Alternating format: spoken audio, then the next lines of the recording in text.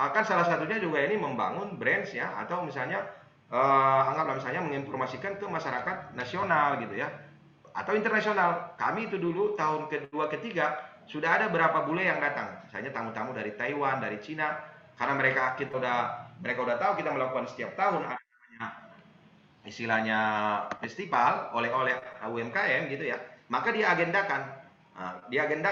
datang di saat kita melakukan acara tersebut gitu ya. Ini saya kira juga nanti ya kita buat seperti ini. Artinya kita buat semeriah mungkin di sana nanti, bukan sekedar jualan oleh-oleh saja atau pro-pro UMKM saja. Tapi kita juga bisa bikin talks ya, bikin coaching ya, bikin pelatihan, undang-undang wali kota atau misalnya kepala dinas, narasumber pebisnis-pebisnis itu menjadi menarik gitu ya.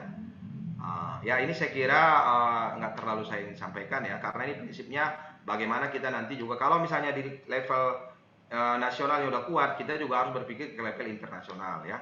Saya kira nanti ini masuk nanti kita ke sertifikasi eco label ya, itu mungkin nanti di next stepnya ya. Yang ini terakhir yang saya sampaikan Bapak Ibu, bahwa memang di dalam membangun bisnis ya atau mengembangkan BUMDes itu, saya kira memang kita perlu entrepreneurial skill dari pengurus dan pengelolanya gitu loh ya. Yang paling pertama ya memang pengurusnya itu juga harus yang istilahnya kreatif gitu loh ya, dan dia paham informasi dan di teknologi digital ya. Dia punya konsep marketing dan selling ya apa marketing lah istilahnya ya. Punya HRD gitu ya, terus manajemen keuangan ya, dan manajemen kualitas. Karena pada akhirnya kalau tidak berkualitas mungkin orang sekali aja beli, yang kedua nggak beli lagi, atau misalnya dia nggak akan merekomendasikan ke buyer lain gitu ya. Nah, sehingga saya kira timnya ini juga harus kita buat gitu ya, yang punya tekad yang kuat ya untuk menjalankan usaha BUMDesnya, mempunyai kreativitas ya, istilahnya dia juga mempunyai kalkulasi yang kuat, karena bisnis itu spekulasi tapi didasari kalkulasi ya. Terus siap menerima resiko ya, memiliki sikap yang positif, mau belajar dari pengalaman, dan berani mandiri dan memiliki daya cipta ya, dan mampu menilai peluang pasar. Artinya gini, kita berbisnis itu harus yang diinginkan oleh pasar yang kita produksi ya. Jadi pengelolanya itu harus yang seperti itu gitu ya. Ya saya kira itu, apa itu kreativitas ya. Ya prinsipnya kreativitas ini kan suatu kemampuan berpikir atau melakukan tindakan yang untuk mencari pemecahan sebuah kondisi atau permasalahan secara cerdas ya, berbeda ya, atau misalnya out of the box, tidak umum, orisinal, serta membawa hasil yang tepat dan bermanfaat. Jadi pengurus itu dia harus cepat melihat keadaan gitu ya. Jangan kita istilahnya ngotot bertahan di bisnis yang sudah tidak diinginkan pasar lagi, atau misalnya pola-pola yang masih konvensional gitu ya. Harus cepat berubah gitu ya. Ya prinsipnya kan di dalam menjalankan usaha itu kita harus ada planning, organizing, counting, dan controlling. Itu terus kita lakukan untuk mengembangkan usaha kita gitu ya. Jadi prinsipnya saya kira di BUMDes itu ya kita butuh orang-orang yang memiliki kemampuan berpikir kreativitas dan analitis gitu ya. Tidak cukup hanya melaksanakan suatu pekerjaan yang sudah merupakan kegiatan rutin. Jadi pola pikirnya jangan pola pikir maaf ya ASN atau PNS ya. Jadi tapi kita lebih dari itu, kita pola pikirnya harus pola pikir yang produktif. Istilahnya direktur atau pengelola itu harus berpikir, saya sudah melakukan apa hari ini, saya kebutuhan gaji karyawan saya berapa, berarti harus hari ini harus menjual berapa, harus memproduksi berapa gitu ya. Terus dia juga harus seorang kreator dan sekaligus sebagai inovator gitu loh ya, dan harus dapat juga bertindak sebagai katalisator dan stimulator bagi timnya gitu loh ya. Jadi mungkin direktur atau pimpinannya gitu atau pengurusnya ya dia harus bisa mengkolaborasi ya. Jadi jangan misalnya kita istilahnya bertengkar gitu ya, atau istilahnya malah tidak bisa apa istilahnya itu ya, menstimuluskan organisasi atau menggerakkan organisasi BUMDesnya gitu ya. Prinsipnya saya kira ya di dalam bisnis itu ya kita kan mencari margin, mencari keuntungan ya. Apapun nanti usahanya ya, pasti prinsip bisnis itu ada laba, bisa bertahan, tumbuh, dan harus ada tanggung jawab ya. Terus di awal-awal ini ya kan ya memang tergantung nanti bisnisnya, tapi saya kira hampir sama semuanya gitu ya. Ada proses produksi, jual ke konsumen gitu ya, dan seterusnya. Dan pada saat kita melaksanakan ini mungkin ya pengurus Bapak Ibu pasti merasakan, saya sampaikan poin-poinnya saja ya. Pasti kita butuh yang namanya apa namanya itu operasional, ada pemasaran, ada keuangan. Bisnisnya makin besar, kita tambah dengan harus ada personalia, ya, ada SDM. Selain pemasaran, operasional, keuangan, kita tak butuh lagi namanya personalia. Dan bisa saja berkembang lagi bisnisnya, ya. Kita butuh yang namanya instrumen. Kita butuh yang namanya tools, ya. Butuh akuntansi, butuh statistik, ya, butuh R&D, penelitian dan pengembangan gitu ya. Dan setelah misalnya terus berkembang, pasti harus ada perencanaan, pengorganisasian dan pengendalian gitu ya. Nah, nanti setelah itu ada lagi faktor eksternal yang mempengaruhi bisnis kita. Kompetitor lain ada, apalagi sekarang namanya ada era disrupsi ini ya. Kita nggak ngapa-ngapain, ya orang lain yang terus berkembang, kita akhirnya tertinggal gitu ya. Ya syukur-syukur nanti BUMDes kita ini bisa sampai go internasional ya. Saya kira sampai di situ apa yang menjadi kiat yang terus kita bisa pertahankan agar usaha kita sustain, kalau menurut saya ya, usaha yang sukses itu harus mempunyai nilai tambah ya. Artinya dan faktor kali gitu. Artinya di dalam produksi kita itu ada istilahnya nilai yang diterima oleh masyarakat. Itu yang harus juga kita sampaikan, dan kita harus berusaha memproduksi yang seperti itu gitu ya. Dan membuat rencana kerja yang spesifik, termasuk ya terobosan dan rencana budget gitu loh ya. Anggaplah misalnya kita punya modal 100 juta, apa nih yang kita harus produksi untuk bisa menjalankan BUMDes ini, ya kan? Nggak mesti semua harus kita produksi gitu ya. Baru kita juga harus menerapkan, saya kira, total quality circle gitu ya, dalam membuat perbaikan atau istilahnya itu perbaikan berkelanjutan lah untuk bisnis gitu ya. Jadi kalau kita bisa bertahan di situ, saya kira harusnya usahanya bisa berkembang gitu ya. Sebagai penutup dan bahan diskusi ya Bapak Ibu semua, saya ingin menyampaikan beberapa pointer-pointer gitu. Yang pertama saya kira UMKM ya, atau ini kan juga saya kira sejalan dengan keinginan pemerintah dan juga keinginan kita bersama lah ya, bahwa UMKM atau BUMDes ini akan tetap jadi penopang ekonomi saat ini dan pasca pandemi ya. Cuma memang kita sebagai pemilik BUMDes misalnya di Desa Tombo, saya sebagai pelaku usaha di Dakara Group, kita bisa nggak tetap sebagai bertahan di keadaan seperti ini gitu ya. Terus yang kedua, pelaku UMKM dari segi kuantitas sudah cukup besar, namun secara kualitas masih membutuhkan banyak peningkatan ya. Jadi kita harus terus berinovasi biar bisa kita naik kelas. Pelaku usaha UMKM saat ini dan pasca Covid harus tetap konsolidasi untuk menguatkan kemampuan dan posisi tawar tentang keberadaannya di pemerintah, market nasional dan internasional. Istilahnya kita jangan merendah lah gitu ya, tapi kita tetap ingin bangkit, ingin istilahnya step-step naik tangga gitu ya. Terus melalui pemerintah ya dan kementerian juga ya terkait dengan UMKM ya, harusnya lebih serius mempromosikan, dan yang paling penting lebih serius membeli produk-produk UMKM. Kami selalu menyampaikan beli produk UMKM, topang ekonomi Indonesia gitu ya. Jadi karena itu tadi kuantitas kita besar sampai 98%, 98% sampai 68,9 juta gitu ya. Tapi kalau nggak ada yang beli ya kita juga bingung sebagai pelaku UMKM gitu ya. Terus pemerintah juga ya melalui kementerian dan instansi terkait harusnya lebih serius meningkatkan skill dan knowledge pelaku UMKM agar bisa masuk pasar internasional ya. Dan ya bagi kita sebagai pelaku, nanti mungkin juga bagi BUMDes ya, organisasi dan bisnis connectivity sangat penting untuk memulai dan mempertahankan bisnis. Jadi sesama BUMDes juga harus ada misalnya kelompoknya, harus ada grup WA-nya, harus ada komunitasnya. Sehingga masalah itu kan kadang-kadang datang setiap hari, tapi solusinya harus hari itu juga. Jangan dikumpulin masalah itu kan gitu ya. Selalu update terhadap kondisi nasional dan isu-isu global ya. Terus untuk kreatif dan survive harus memiliki soft skill, hard skill, butuh kerja keras, usaha yang ulet serta berkelanjutan.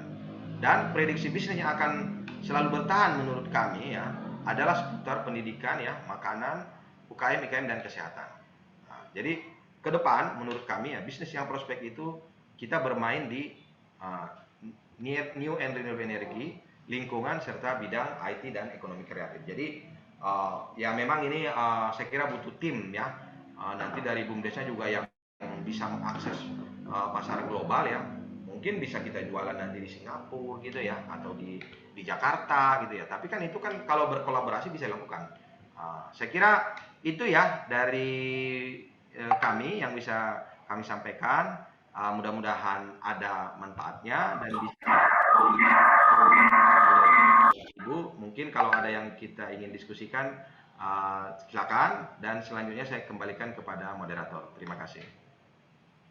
Baik, terima kasih banyak teman-teman atas materinya yang begitu luar biasa dan tentunya menambah insight kita untuk terus berusaha dan juga meningkatkan kinerja dari usaha kita. Dan oke, baik.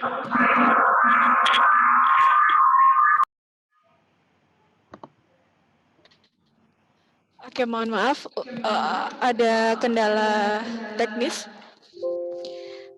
Baik, untuk selanjutnya ada sesi tanya jawab. Di sini kita dipersilakan untuk para peserta yang bergabung dalam Zoom dapat menyampaikan pertanyaannya melalui chat atau raise hand. Dan ini untuk pertanyaan pertama, kita buka untuk pengelola BUMDes dari Desa Tombo. Kami suaranya bergema. Untuk berdekatan mesti nek misal aku enggak.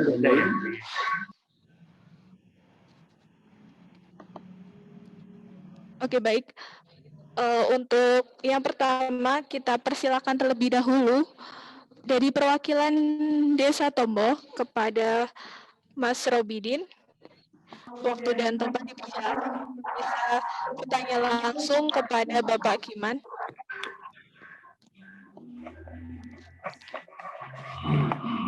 Ngomong aja. Oh ya, Assalamualaikum warahmatullahi wabarakatuh. Terima kasih kepada moderator yang sudah memberikan waktunya. Yang saya hormati kepada Dr. Kiman Siregar, STPMSI, yang saya hormati. Perkenalkan, nama saya Robidin, saya Ketua BUMDes dari Desa Tombo. Saya akan mengajukan beberapa pertanyaan tentang usaha yang kami jalani, terutama kami masih bisnis pemula, belum tahu tentang bisnis, banyak hal-hal yang harus pelajari dari para pembisnis. Langsung saja ada 3 poin yang saya mau tanyakan. Yang pertama, bagaimana cara mengelola modal dan memperhatikan kas bisnis supaya keuangan kita teratur untuk pendapatan sampai pengeluaran kita bisa jelas setiap bulan atau perharinya. Untuk yang kedua, kita di BUMDes itu kita usaha tidak berjalan sendiri. BUMDes itu suatu organisasi. Dan pertanyaan dari saya, bagaimana kita menciptakan sebuah organisasi yang solid untuk saling merangkul atau berjalan untuk melakukan bisnis kita supaya berjalan bersama-sama. Dan terutama saya sebagai ketua BUMDes, nggak mungkin saya harus melakukan bisnis itu sendiri, karena organisasi kan banyak orang, banyak bidang, dan kita harus mengetahui di dalam organisasi itu tersebut karakter dan kemampuan teman-teman kita dalam satu organisasi.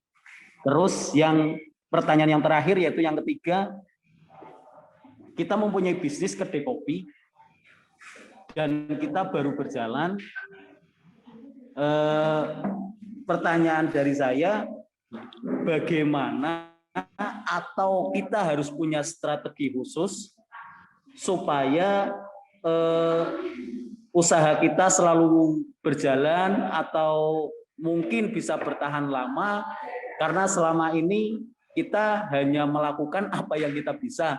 Kita untuk promosi, kita tetap melakukan promosi, yaitu melalui media sosial, terus melalui iklan juga, tapi ternyata itu tidak terlalu menunjang begitu besar. Nah, makanya sebenarnya untuk usaha kedai kopi itu punya strategi khusus enggak? Supaya kita bisa bertahan, apalagi untuk jangka yang lama. Itu saja dari kami. Saya akhiri. Wassalamualaikum warahmatullahi wabarakatuh. Waalaikumsalam warahmatullahi wabarakatuh. Waalaikumsalam warahmatullahi wabarakatuh. Terima kasih kepada Mas Robidin atas pertanyaannya. Mungkin dapat langsung dijelaskan oleh Bapak Kiman terkait pertanyaan dari Mas Robidin. Ya, baik. Kepada Bapak Kiman, terima kasih. Baik. Waktu dan tempat dipersilakan. Ya, baik. Terima kasih Pak Robin ya. Ya, oke. Ini ada pertanyaan tiga-tiganya bagus-bagus ini. Ya, pertanyaannya to the point ya. Artinya memang permasalahan ini yang ada. Ya. Bisa didengarkan? Oke ya, bisa didengarkan Mbak Moderator? Bisa ya? Bisa. Bisa, Pak. Oke ya. Saya kira yang pertama tadi bagaimana mengkonsolidasikan gitu ya antara modal dengan kas bisnis. Prinsipnya ini saya coba menyederhanakan ya. Prinsipnya bisnis itu apa sih? Di dalam misalnya account anggaplah misalnya neracanya gitu ya. Prinsipnya kan kalau menurut saya kita fokus kepada 4 hal. Yang pertama ada pembelian, kita buat sama dengan berarti ada penjualan. Ya kan? Ada pembelian, harus ada penjualan. Pada saat tidak terjadi penjualan, ya kan? Berarti suaranya masih bergema ya? Tapi udah Iya. Oke. Udah ya? Dengaran ya? Oke. Jadi ada pembelian ya. Kan istilahnya harus ada penjualan, ya. Oke. Terus kalau tidak terjadi penjualan, berarti kan yang kita beli tadi itu jadi stok. Ya kan? Terus kalau tidak jadi stok, berarti kan rusak. Jadi waste. Jadi pembelian ditambah stok sama dengan penjualan ditambah waste. Ya. Jadi ya sebenarnya kita yang 4 ini aja kita pikirkan gitu loh ya. Bagaimana caranya istilahnya pembelian kita dikondisikan juga dengan keadaan finansial kita. Nah, jadi jangan beli misalnya yang kira-kira tidak laku, iya kan? Terus jangan juga beli yang kira-kira nanti cepat rusak, cepat busuk, iya kan? Terus bagaimana misalnya biar cepat laku? Ya, kalau misalnya sudah dibeli, berarti kan optimalkan marketingnya. Ya, bila perlu lakukan door to door. Bila istilahnya kalau saya itu sering menyampaikan marketing itu nggak perlu divisi marketing, semuanya harus jadi marketing. Ya, tujuan kita apa? Biar meningkatkan penjualan, ya, biar mengurangi waste, ya kan, dan menghindari mengurangi stok, menghindari waste gitu loh. Stok itu kalau terus-terus ya dia akan jadi waste, akan jadi busuk kan gitu ya, akan jadi kotor istilahnya kan gitu ya. Nah, sekarang kan dihubungkan dengan misalnya kebutuhan, anggaplah misalnya gaji karyawan segala macam, ya. Berarti kan kita harus cari pembelian yang semurah-murahnya kan gitu kan, sederhananya kan, dan penjualan yang setinggi-tingginya. Atau kita sesuaikanlah dengan kebutuhan internal kita gitu loh. Karena gini kadang-kadang, nanti misalnya nyambung ke kedai kopinya, ya kan itu kan bisa kita istilahnya pertimbangkan. Saya mau ambil margin berapa persen nih dari penjualan, anggaplah misalnya makanan dan kopi saya. Apakah 50%, apakah misalnya 60% atau 70%. Itu semuanya bisnis yang bisa disesuaikan. Kalau mungkin terlalu mahal, pembelinya sedikit, ya kan? Dan kita sesuaikan di mana kita berbisnis gitu loh kan. Misalnya kopi di Starbucks itu bisa sampai 37.000. Di tempat kami bisa sampai misalnya 25.000, tapi paling murah 18.000. Belum tentu di desa bisa seperti itu, ya kan? Nah, itu kan harus kita lihat juga kondisi apa istilahnya itu kemampuan atau daya beli masyarakat di tempat kita membuka usaha gitu ya. Saya kira sederhananya 4 hal ini kita sebenarnya kita bisa menjabarkan semua. Pembelian ditambah dengan istilahnya stok sama dengan penjualan plus waste gitu loh. Ya kalau bisa ya memang pembelian sama dengan penjualan. Tapi itu kan ideal sekali bisnisnya. Kita beli langsung laku kan gitu kan. Nah, itu kan ideal sekali. Nah, tapi kalau itu nggak ideal, ya kita harus ada stok, ya harus ada waste gitu loh ya. Tapi bagaimana kita mengurangi stok dan mengurangi waste? Saya kira yang 4 ini mungkin Pak Robi tadi sebagai ketua BUMDes ini bisa dioptimalkan. Ini aja ditongkrongin terus. Kalau saya itu rapat manajemen itu aja yang saya sampaikan. Bagaimana kita beli barang yang murah? Misalnya kopi, ya belilah kopi yang murah, tapi berkualitas. Itu kan ada misalnya mandatori yang harus kita tetapkan, harus yang berkualitas. Ya, terus anggaplah misalnya stok, ya ini nggak mungkin nggak ada stok, ya berarti kan kita harus siapkan misalnya anggaplah barang-barang misalnya yang cepat busuk atau misalnya mudah anggaplah misalnya menguap, ya berarti kan harus kita siapkan storage atau lemari es kan gitu ya. Agar tidak jadi, atau misalnya udah stoknya lama nih, ya di keramat istilahnya itu diolah gitu loh, jangan dibiarkan gitu loh. Misalnya dijadikan anggaplah misalnya jadi selai gitu ya, atau misalnya dijadikan apalagi kopinya, atau misalnya kalau makanan dijadikan misalnya makanan karyawan segala macam gitu loh. Jadi sebagai leader kita harus punya itu gitu, sehingga jangan nanti kita punya modal 100 juta ini malah makan modal gitu loh. Gaji itu diambil dari modal, ya lama-lama tutup usahanya ya. Jadi yang 100 juta itu yang menggaji dia, kalau bisa ada profit, memang harus bisa gitu loh kan. Saya kira itu ya. Terus yang kedua, ya memang itulah resiko bisnis yang banyak manajemennya. Tapi gini loh ya, sebagai leader, pada saat misalnya Pak Robi misalnya megang komando itu, tanya ke teman-teman, kalian percaya nggak sama saya? Kalian percaya nggak saya supirnya? Ya kan? Kalau nggak percaya, ya ini susah kita bergerak, saya nggak bisa nginjak gas gitu loh. Tapi pada saat misalnya teman-teman yakinkan bahwa dia sudah percaya, ya memang kita juga nggak bisa misalnya one man show gitu ya. Kita tetap menyampaikan perencanaan, ini loh rencananya, ya ini aksinya, ya silakan Bapak Ibu awasin saya, kontrol saya. Saya juga bukan manusia sempurna sebagai ketua atau sebagai direktur kan gitu kan. Kalau lah misalnya tapi saya udah sesuai rencana, sesuai saya eksekusi, berjalan normal, ya jangan kalian ganggu, harus kalian support gitu loh. Jadi saya kira bisnis juga gitu ya, jangan punya dualisme. Ada kadang-kadang kan di grup organisasi atau di grup bisnis kita itu ngerecokin aja kerjanya, ya kan? Itu tanya kita, kalau nggak kau aja pemimpinnya deh gitu, ya kan? Sebagai pemimpin juga harus punya kapasitas untuk memimpin, mengendalikan usahanya kan gitu ya. Karena gitu nggak bisa kita pojok-pojok kan, maju mundur nggak jalan usahanya. Ya, jadi tapi memang itu harus perencanaan, pemikiran. Kalau saya lebih sering menyampaikannya spekulasi didasari kalkulasi. Kalkulasinya udah matang, ini pasti untung. Ya kan? Ya udah tinggal eksekusi kan gitu ya. Saya kira itu harus kita sampaikan. Terus yang ketiga, masalah kedai kopi ya. Kedai kopi ini kan memang usaha yang hampir bisa atau mudah dilakukan dan banyak pelakunya kan gitu ya. Menurut saya apa yang harus kita tambah? Kita harus cari nilai lebih. Itu yang saya bilang tadi, kita harus ada nilai tambah. Makanya kalau kita misalnya ada Kara Kopi, KPN Resto, apa nilai tambahnya? Kita buat di sini podcast, anak-anak kita undang dia podcast. Terus kita buat di organisasi-organisasi lain kalau mau rapat bisa rapat di tempat kita, ya kan? Terus kita buat juga misalnya di kawasan kita ini kita jual produk-produk UMKM. Jadi dia saya sambil ngopi, sambil istrinya beli produk-produk UMKM. Terus kita sedang siapkan cucian mobil, motor, sambil nanti suaminya nyuci mobil, nyuci motor. Jadi orang sekarang ini dengan transportasi yang crowded, yang macet, dia maunya one stop shopping. Jadi datang ke satu tempat selesai semua. Waktu dia nggak banyak yang waste, nggak banyak yang terbuang.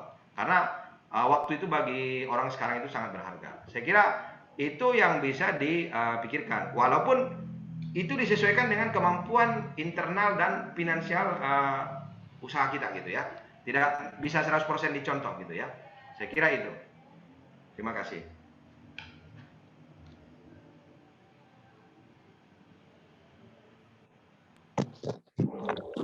Baik, terima kasih.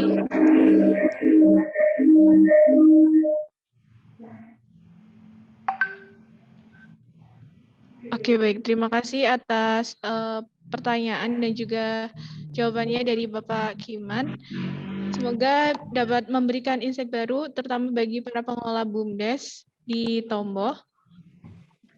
Baik, untuk selanjutnya, mungkin sebelum belum ada pertanyaan ya. Jadi mungkin pertanyaan akan disampaikan oleh saya sendiri. Gitu. Jadi di sini Bapak saya ingin bertanya gitu terkait peran sebagai pemuda desa seperti itu. melihat bagaimana BUMDes yang ada di desa itu kurang berjalan dengan optimal, dan kita sebagai mahasiswa terutama ingin berusaha untuk membantu BUMDes tersebut. Namun masih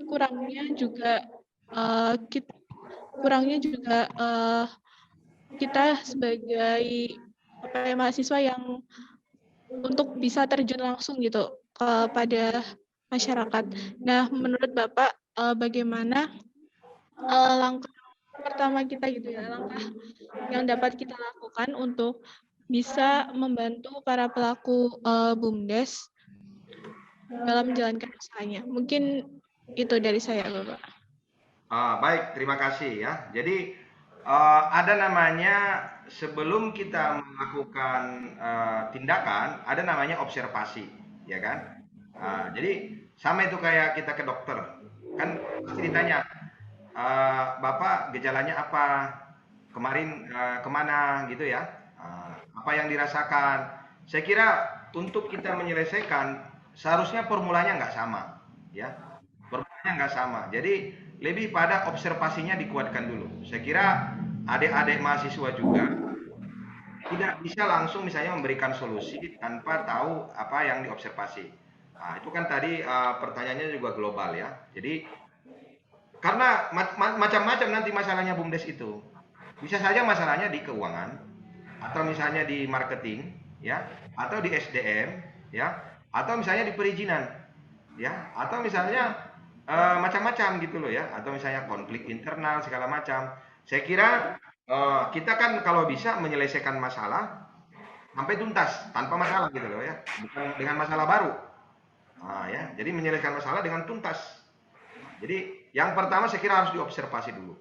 Apa sekarang masalahnya nih? Sebenarnya seperti yang tadi misalnya ada 3 yang diajukan oleh tadi Pak Robi di desa Ambo tadi gitu ya. Itu kan bagian dari masalah. Kita tadi coba mencari solusinya gitu. Jadi memang harus seperti itu. Kalau masalahnya misalnya di packaging, ya harus kita selesaikan dengan teknologi packaging.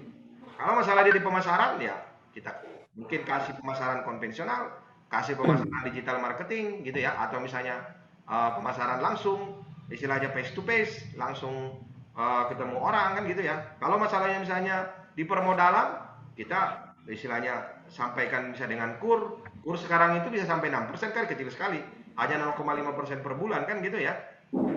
Kalau permasalahannya di SDM, ya di SDM ya memang harus kita bisa melalui training ya, bisa dengan istilahnya peningkatan kualifikasi, atau misalnya bisa saja right name tapi nggak right place gitu loh. Dia cocok misalnya di marketing, dicari dia di produksi, ya ngantuk dia gitu loh kan. Dia sukanya jalan-jalan, jualan ke orang, jangan taruh di produksi. Ada orang sukanya di produksi, disuruh jualan, dia malu, ketemu orang aja malu. Ya kan nggak laku barangnya gitu ya. Jadi saya kira kita observasi dulu masalahnya, baru kita bisa memberikan solusinya. Saya kira gitu. Baik, cukup menjawab untuk pertanyaan dari saya, Bapak. Memang untuk mengelola BUMDes sendiri tidak hanya tugas dari para pengelola BUMDes sendiri, tapi juga tugas dari semua masyarakat, terutama para pemudanya, untuk bisa terus sebagai agen pengubah dan penggerak juga dari BUMDes itu sendiri.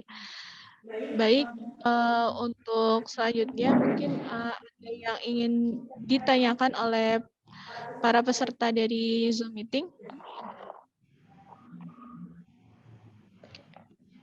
Saya izin bertanya. Apakah boleh? Ya. Moderator. Oke, baik, Saudara Andri Fauzan, dipersilakan untuk menyampaikan pertanyaannya. Oke, terima kasih sebelumnya dari atas pemaparan dari Pak Kiman ya, sangat memberikan insight bisnis dan UMKM secara keseluruhan gitu Pak.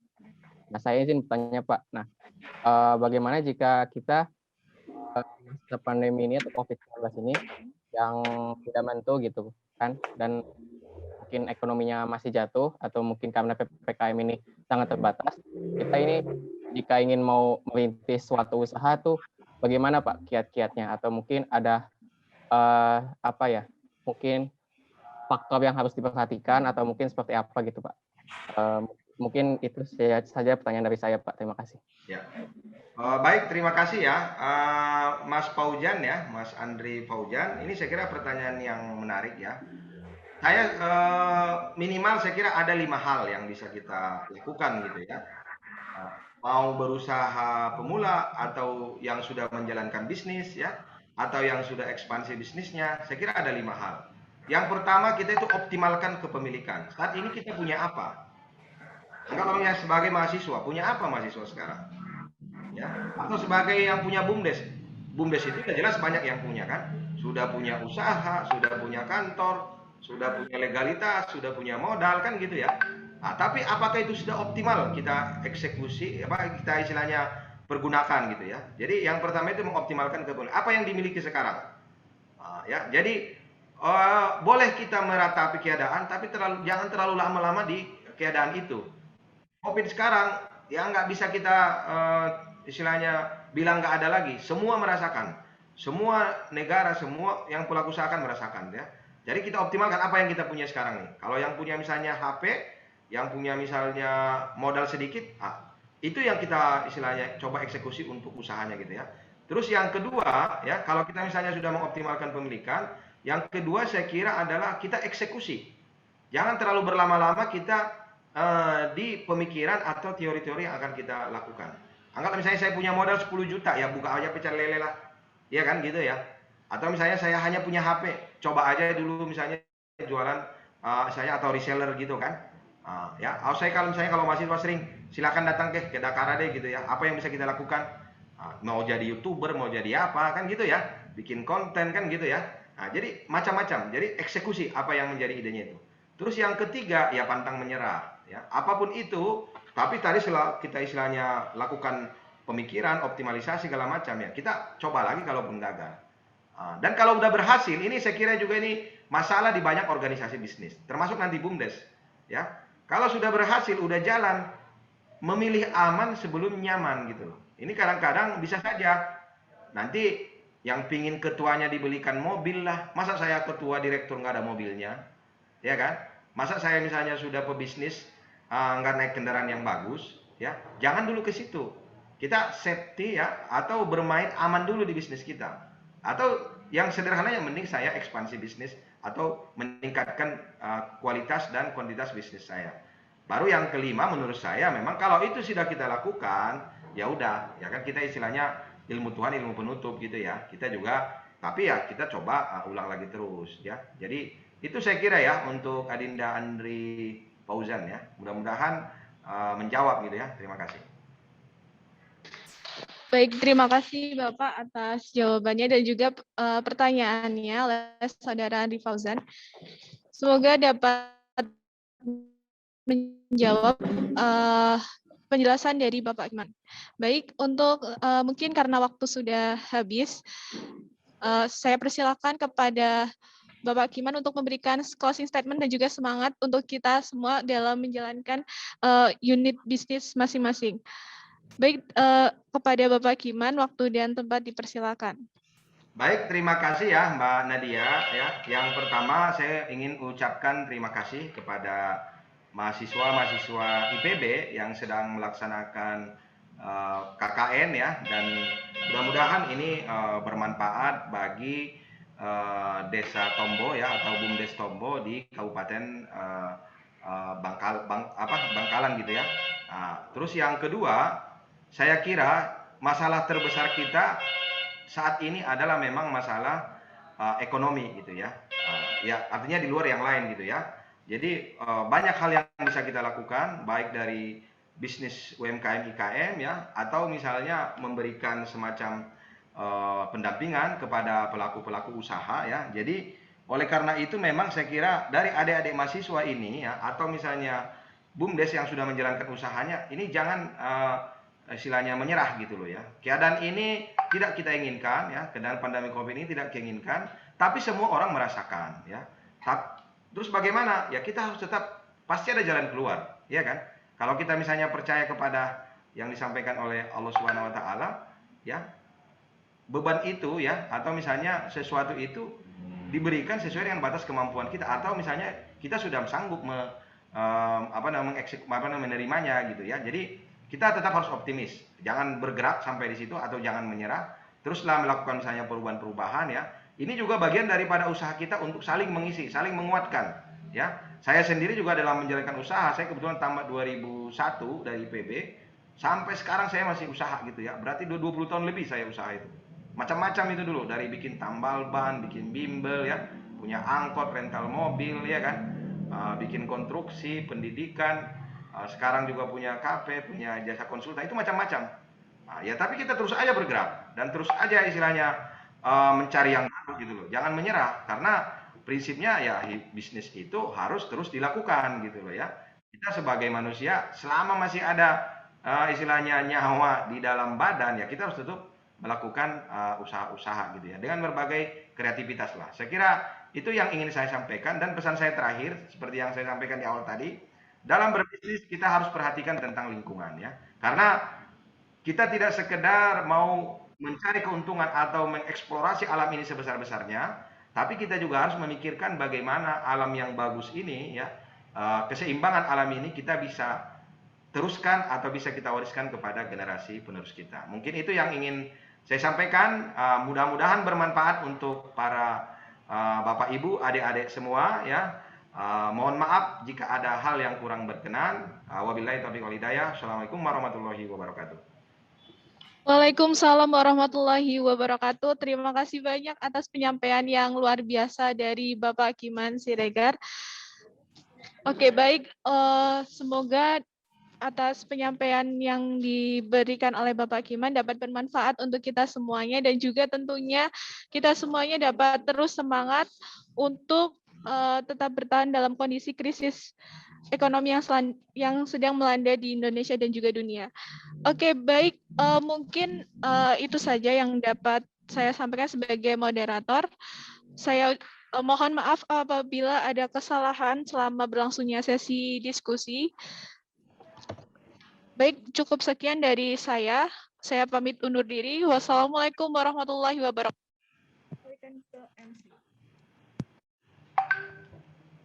Bisa setia Dakara TV.